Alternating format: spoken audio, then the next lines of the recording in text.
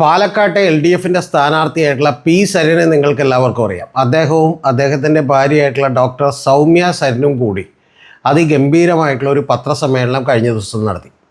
ആ പത്രസമ്മേളനം കണ്ടിട്ടുള്ള പാലക്കാട്ടിലെ ആളുകൾ മിക്കവാറും പേർ ഒരു കുറച്ച് വോട്ടെങ്കിലും പി സരിന് ചെയ്യാമെന്ന് വിചാരിച്ചവർ അത് കണ്ട് നിരാശരായിട്ടുണ്ടാവും. കാരണം പി സരിൻ്റെ അപക്വമായിട്ടുള്ള കോമാളി ഷോയാണ് അതിനകത്ത് കണ്ടത്. അപ്പോൾ അത് നടത്താനുണ്ടായൊരു സാഹചര്യം, അത് VD സതീശൻ ഇവരുടെ വോട്ട്, ആദ്യം സരിൻ്റെ വോട്ട് തൃശ്ശൂരായിരുന്നു, അതിനുശേഷം അത് ഒറ്റപ്പാലത്തേക്ക് മാറി, അവിടെ ഒരു വാടക വീടെടുത്ത് താമസിക്കുകയാണെന്ന് പറഞ്ഞു. അതിനുശേഷം ഈ പറയുന്ന പാലക്കാട്ടേക്ക് മാറി. പാലക്കാട്ടേക്ക് സരിൻ്റെ വോട്ട് മാറിയത് അടുത്താണ്. അപ്പോൾ അതുകൊണ്ട് തന്നെ ഇതൊരു വ്യാജ വോട്ടാണ് എന്ന് പറയുന്ന പരാമർശം നടത്തി. അപ്പോൾ അത്തരത്തിൽ വ്യാജ വോട്ടർമാരാണ് ഞങ്ങൾ എന്നുള്ളൊരു പരാമർശം ആത്മാഭിമാനമുള്ള ഒരു സ്ത്രീക്ക് കേട്ടിരിക്കാൻ കഴിയില്ല എന്ന് പറഞ്ഞുകൊണ്ടാണ് ഡോക്ടർ സൗമ്യ സരി ഷാർജയിൽ നിന്ന് പറന്നെത്തി വന്ന് ആ പത്രസമ്മേളനം നടത്തുന്നത്. ആ പത്രസമ്മേളനത്തിൽ നടന്നിട്ടുള്ള സംഭവങ്ങളെക്കുറിച്ച് എൻ്റെ നിരീക്ഷണങ്ങളിലേക്ക് ഞാൻ വരാം. അതിനു മുൻപ് തന്നെ ഈ പി സരിൻ എന്ന് പറയുന്ന ഒരാൾ, നമ്മൾ അദ്ദേഹത്തെ കോൺഗ്രസ്സുകാരനായിട്ടാണ് അറിഞ്ഞിരുന്നത്. അദ്ദേഹം ഒരു മീഡിയ സെല്ലിൻ്റെയൊക്കെ എന്തോ ഗുണാണ്ടറായിരുന്നു. അപ്പോൾ ആ ഗുണാണ്ടറായിരുന്ന അദ്ദേഹം ഒരു സുപ്രഭാതത്തിൽ നമ്മൾ കാണുന്നത് ഇദ്ദേഹം വന്നൊരു പത്രസമ്മേളനം നടത്തുന്നതാണ്. ആ പത്രസമ്മേളനം ആദ്യത്തേത് നിങ്ങൾക്ക് എല്ലാവർക്കും ഓർമ്മയുണ്ടാവും. കാരണം ഇദ്ദേഹം പറയുന്നത് ഞാനിപ്പോഴൊരു കോൺഗ്രസ്സുകാരനാണ്, കോൺഗ്രസ് രക്ഷപ്പെടാത്തതിലുള്ള സങ്കടം കൊണ്ടാണ്, അതുകൊണ്ട് കോൺഗ്രസിനെ രക്ഷിക്കാൻ വേണ്ടിയാണ് ഞാൻ ഈ പത്രസമ്മേളനം നടത്തുന്നത്. ഇവിടെ ആരെങ്കിലും മറ്റേ പിന്തുണാവകാശം പോലെ സ്ഥാനാർത്ഥിയെ പ്രഖ്യാപിച്ചാൽ അത് നടക്കില്ല, അത് മാറണം എന്നൊക്കെ പറഞ്ഞുകൊണ്ടാണ് വലിയ ഗംഭീരമായിട്ടുള്ള ഒരു പത്രസമ്മേളനം നടത്തിയത്. അതിൽ തന്നെ പല പിച്ചും പെയ്യും ഒക്കെ പറഞ്ഞിരുന്നു. എന്താണ് പറഞ്ഞതെന്ന് സരിന് തന്നെ കൃത്യമായിട്ട് മനസ്സിലായില്ല. കേട്ട നമ്മൾക്കെല്ലാം ഒരു കാര്യം മനസ്സിലായി, സരിന് അവിടെ സ്ഥാനാർത്ഥിയാകണമെന്ന് ആഗ്രഹിച്ചിരുന്നു, അത് കിട്ടിയില്ല. രാഹുൽ മാങ്കൂട്ടത്തിൽ വന്ന് സ്ഥാനാർത്ഥിയായി എന്ന് പറയുന്ന ഒരു സിമ്പിളായിട്ടുള്ള ഒരു കാര്യം നമുക്ക് മനസ്സിലായി. അല്ലാതെ ഇത് ആത്മാർത്ഥത കൊണ്ടും സ്നേഹം കൊണ്ടും കോൺഗ്രസ് നശിച്ചു പോകുന്നതിലുള്ള വലിയ മനപ്രയാസം കൊണ്ടുമുള്ള വിലാപമാണ് എന്നൊക്കെയാണ് പി സരിൻ നമ്മളെ ബോധ്യപ്പെടുത്താൻ വേണ്ടി ശ്രമിച്ചത്. ഇങ്ങനെ പത്രസമ്മേളനം നടത്തി ഏതാണ്ട് 24 മണിക്കൂർ കഴിയുമ്പോൾ തന്നെ സരിൻ വന്നിട്ട് ആ പത്രസമ്മേളനം അത്ര ക്ലാരിറ്റി ഉണ്ടായില്ല എന്ന് പറഞ്ഞുകൊണ്ട് വീണ്ടും രണ്ടാമത്തൊരു പത്രസമ്മേളനം നടത്തി. ആ രണ്ടാമത്തെ പത്രസമ്മേളനത്തിനും ഒരു ക്ലാരിറ്റി ഉണ്ടായില്ല. ഇദ്ദേഹം ഏതാണ്ട് 1000 രൂപ 2000 രൂപ അടച്ചിട്ട് പ്രസ് ക്ലബ്ബിൽ വെച്ചിട്ടാണ് പത്രസമ്മേളനം നടത്തുക. അപ്പോൾ ക്ലാരിറ്റി ഉണ്ടാകാൻ വേണ്ടി കൂടുതൽ പത്രസമ്മേളനങ്ങൾ നടത്തേണ്ടി വന്നാൽ എന്തായാലും അത് നടത്തി.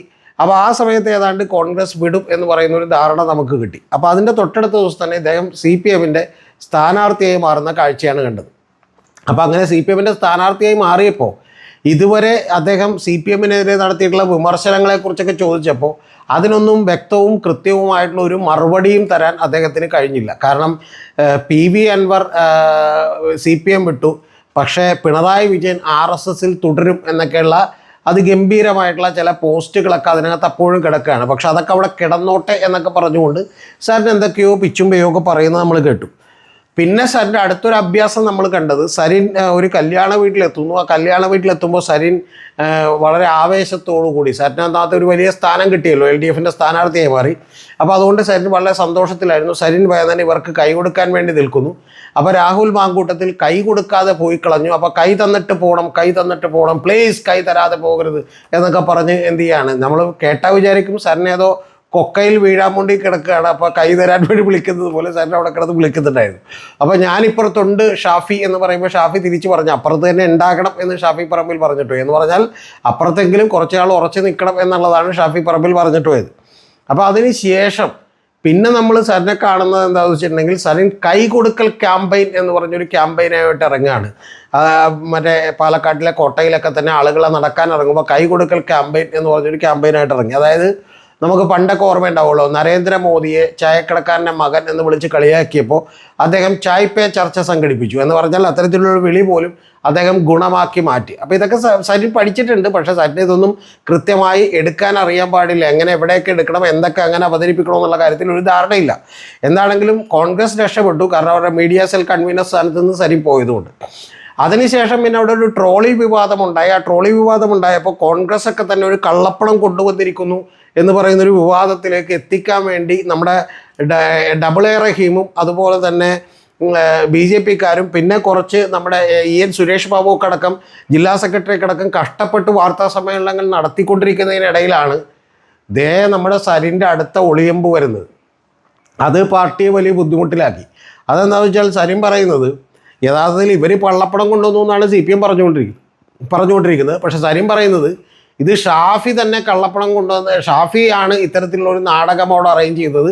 കള്ളപ്പണം ഉണ്ടെന്ന് പോലീസുകാരെയൊക്കെ ഇൻഫോം ചെയ്ത് ഇത്തരത്തിലുള്ള ഒരു നാടകം കളിച്ചത് ഷാഫിയാണെന്നാണ്. അപ്പോൾ ഇത് രണ്ടും കൂടി പറയാൻ പറ്റില്ലല്ലോ. ഷാഫി തന്നെ സ്വന്തം കള്ളപ്പണം പിടിപ്പിക്കാൻ വേണ്ടി നാടകം കളിക്കില്ല. അപ്പോൾ ഒന്നുകിൽ അവർ കള്ളപ്പണം കൊണ്ടുവന്നു, അല്ലെന്നുണ്ടെങ്കിൽ ഈ കള്ളപ്പണം കൊണ്ടുവന്നതിൻ്റെ അറേഞ്ച്മെൻറ്റ് ഷാഫി ചെയ്തു. ഇത് രണ്ടിലേതെങ്കിലും ശരിയാവും. അപ്പോൾ അങ്ങനെ ശരിയാകാത്തതുകൊണ്ട് ആകെ പെട്ടുപോയി. പിന്നെ ഏറ്റവും ഒടുവിൽ സരിൻ എന്തൊക്കെയോ പറഞ്ഞ് അതിൽ നിന്ന് തടി തപ്പുന്നത് നമ്മൾ കണ്ടു.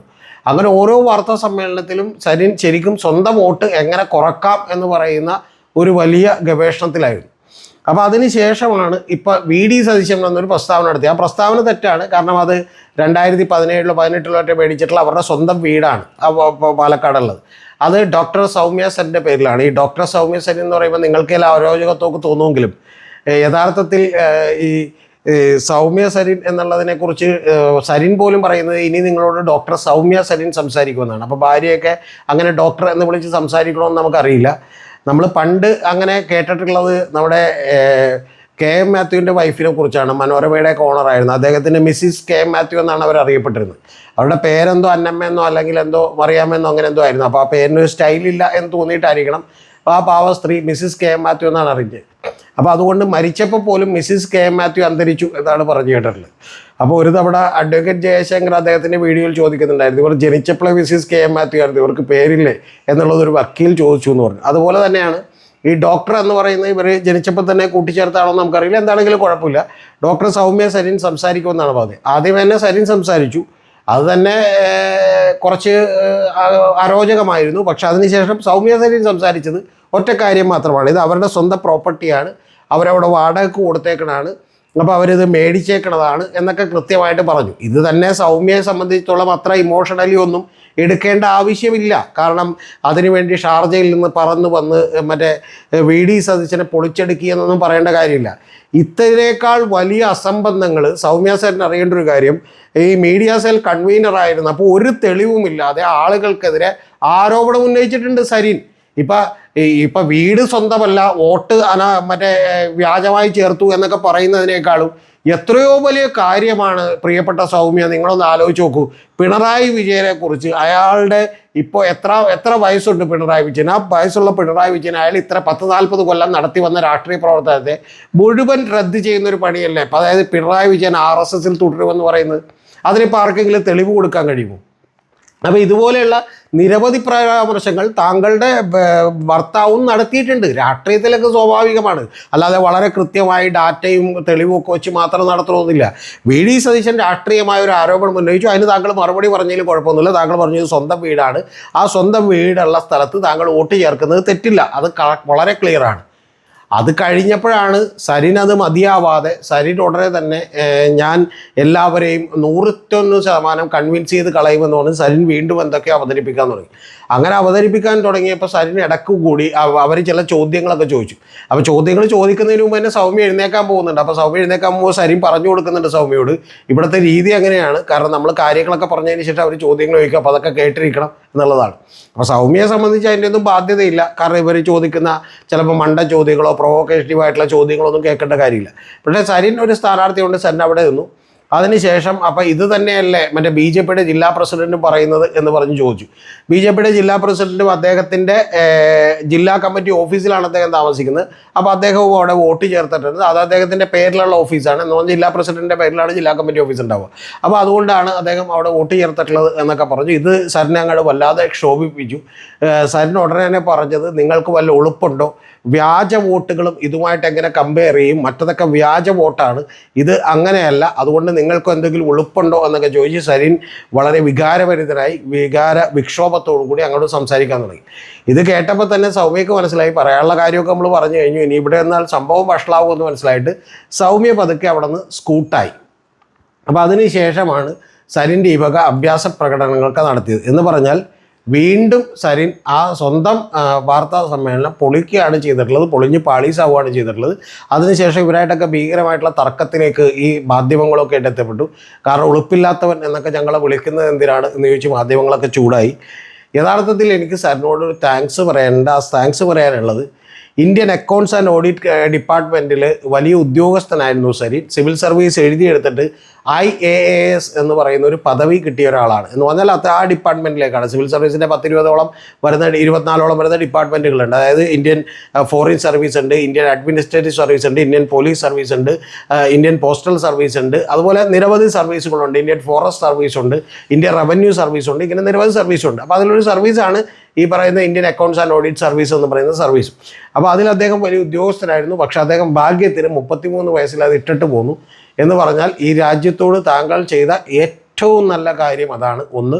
രണ്ടാമത്, കോൺഗ്രസും സരിനെ നമിക്കണം. കാരണം കോൺഗ്രസിൻ്റെ മീഡിയ സെൽ കൺവീനർ എന്ന് പറയുന്ന പോസ്റ്റിൽ നിന്നും ഒരേറെ സരിൻ ഇട്ടിട്ട് പോന്നു.